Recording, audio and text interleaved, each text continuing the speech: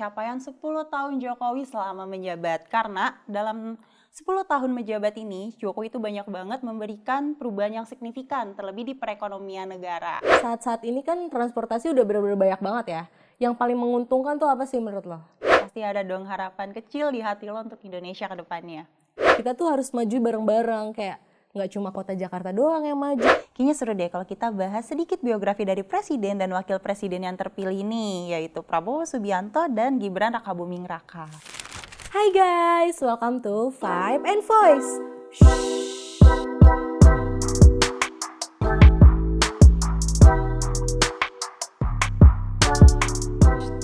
Nah, bareng gue Puja dan hari ini gue ditemenin temen gue. Dan bareng gue Hani. Nah, hari ini spesial nih Han, karena hari Minggu nanti kita akan melihat proses pelantikan Presiden terpilih 2024, yang dimana hari ini kita mau sharing-sharing nih tentang pelantikan tersebut. Nah, bener banget. Nanti pada pelantikan, pada tanggal 20 Oktober 2024 hari Minggu, FIFA juga akan melakukan live streaming. Untuk teman-teman FIFA nian dari seluruh generasi bisa banget untuk join live streaming kita di channel YouTube fifa.co.id pada hari Minggu tanggal 20 Oktober 2024 ya. Nah, bener banget. Buat teman-teman juga nih yang mau sharing-sharing atau misalnya apa sih yang teman-teman tungguin nih di masa pemerintahan 2024 sampai 2029, kalian bisa banget komen di bawah. Sebelum kita ke transisi pemerintahan nih Puja, kita bahas dulu yuk capaian 10 tahun Jokowi selama menjabat. Karena dalam 10 tahun menjabat ini, Jokowi itu banyak banget memberikan perubahan yang signifikan, terlebih di perekonomian negara. Dan gue juga tertarik sih, apalagi melihat infrastruktur sekarang tuh yang benar-benar jauh lebih modern dan gak cuma terpaku di Pulau Jawa doang. Itu bisa menjadi game changer sih buat mobilitas masyarakat Indonesia sekarang. Bener kan, jadi kayak banyak banget transformasinya kan di eranya Jokowi selama 10 tahun menjabat. Apalagi infrastruktur transportasi umumnya, itu tuh ngebantu banget kita tuh biar menghindari macet, lebih cepat dapat ke tempat kerjanya juga, lebih fleksibel lah di eranya Bapak Jokowi ini. Ngomong-ngomongin transportasi nih, menurut lo saat-saat ini kan transportasi udah bener-bener banyak banget ya. Yang paling menguntungkan tuh apa sih menurut lo?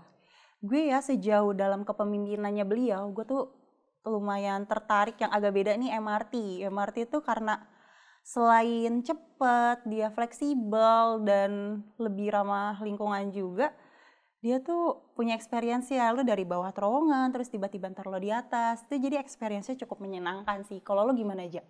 Gue setuju juga sih, gue juga suka sih naik MRT. Tapi kalau misalnya diusut lagi, kayaknya gue lebih suka di Wush deh. Karena menurut gue Wush tuh bener-bener bikin kita ngehemat waktu banget. Apalagi sekarang kan kita pasti udah pada hektik banget ya. Terus maunya apa-apa serba cepet, nggak mau lama.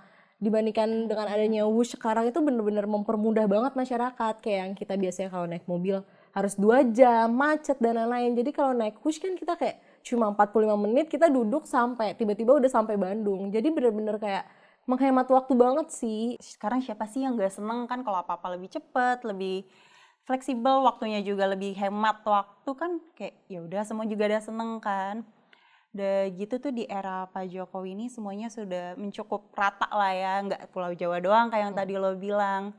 Di Papua juga pun udah makin terlihat, terangkat ekonominya, bahkan ada banyak, ya semoga sih kedepannya ada sektor-sektor lain yang lebih dilihat lah ya, kayak di sektor pendidikan dan kesehatan gitu. Iya sih, semoga di presiden selanjutnya lagi nih pelayanan pendidikan kita tuh lebih berkualitas lagi dan layanan masyarakat tuh lebih dilihat lagi lah. Jadi kayak nggak banyak lah orang yang sakit tapi diterlantarin. Pastinya kita juga mau Indonesia ini lebih maju lagi kan Han? Iya betul, semua orang mengharapkan itu, apalagi menuju Indonesia Emas 2045.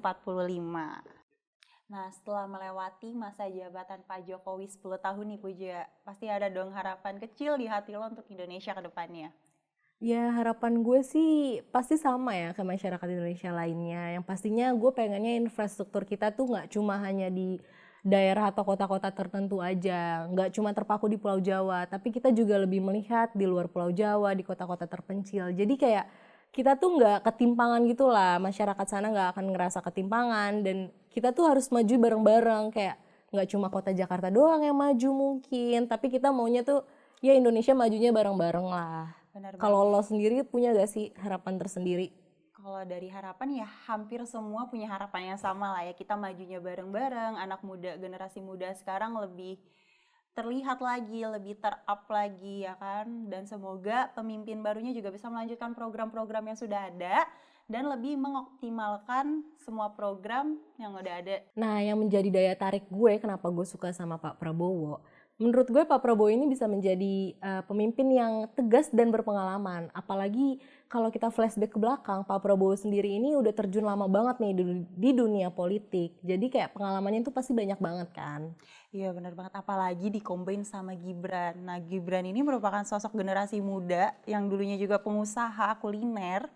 Walaupun dia masih muda bisa dibilang baru di dunia politik, tapi menurut gue dia nih menjadikan wakil-wakil generasi Z kayak kita nih, generasi-generasi muda untuk diwakilkan suaranya oleh beliau. Nah, nggak cuma itu doang sih Han. Kalau misalnya Prabowo dan Gibran ini bener-bener merangkul masyarakat nih. Jadi masyarakat tuh dari lapisan-lapisan tertentu juga merasakan program-program yang mereka jalan itu secara efisien. Nah benar, apalagi nih komunikasi mereka ini kan baik banget ya. Dan mereka tuh memanfaatkan sosial media yang ada untuk merangkul kita-kita nih, apalagi anak muda, generasi Z, generasi muda yang aktif banget sosial medianya untuk mengikut sertakan kampanyenya mereka. Jadi menurut gue itu strategi yang cerdas sih, Ja. Iya sih, kalau misalnya ngomongin sekarang tentang ekonomi ya.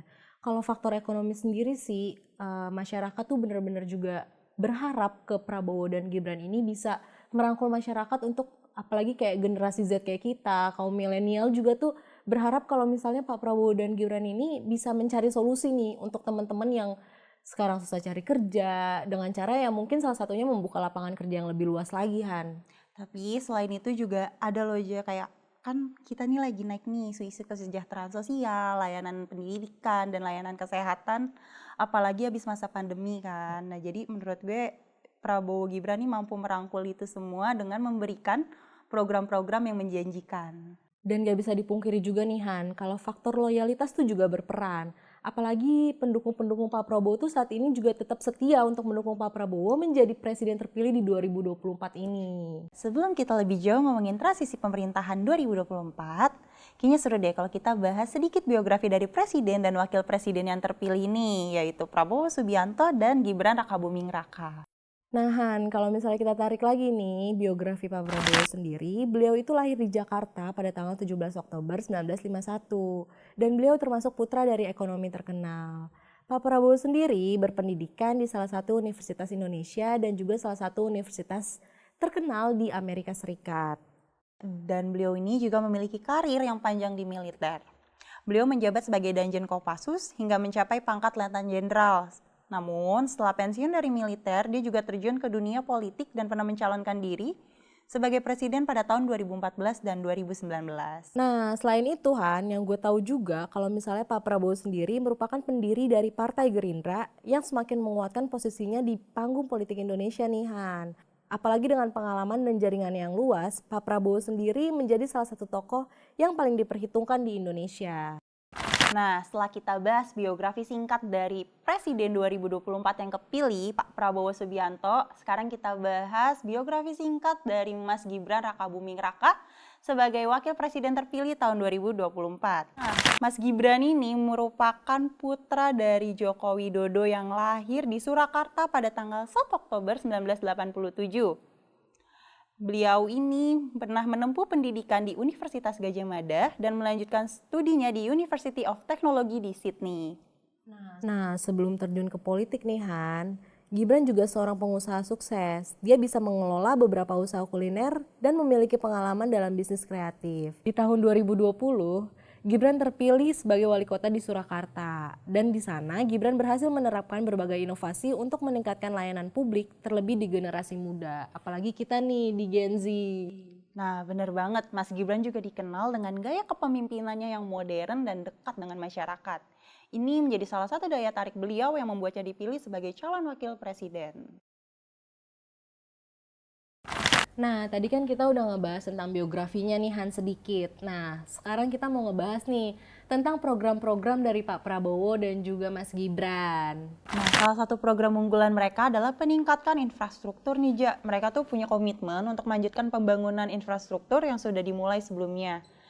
Mereka juga memastikan bahwa semua daerah termasuk daerah terpencil mendapatkan akses yang lebih baik ke depannya. Mereka juga menekankan nih Han, pentingnya peningkatan sektor pendidikan. Dalam visi mereka, pendidikan yang berkualitas harus menjadi prioritas agar generasi muda Indonesia bisa bersaing nih di tingkat global. Nah, nggak kalah penting juga, mereka juga menawarkan program-program untuk meningkatkan kesejahteraan sosial, mampu dan meningkatkan akses terhadap pelayanan kesehatan. Ini nih yang tadi kita bilang di awal merupakan isu-isu yang sangat relevan terutama di masa pasca pandemi.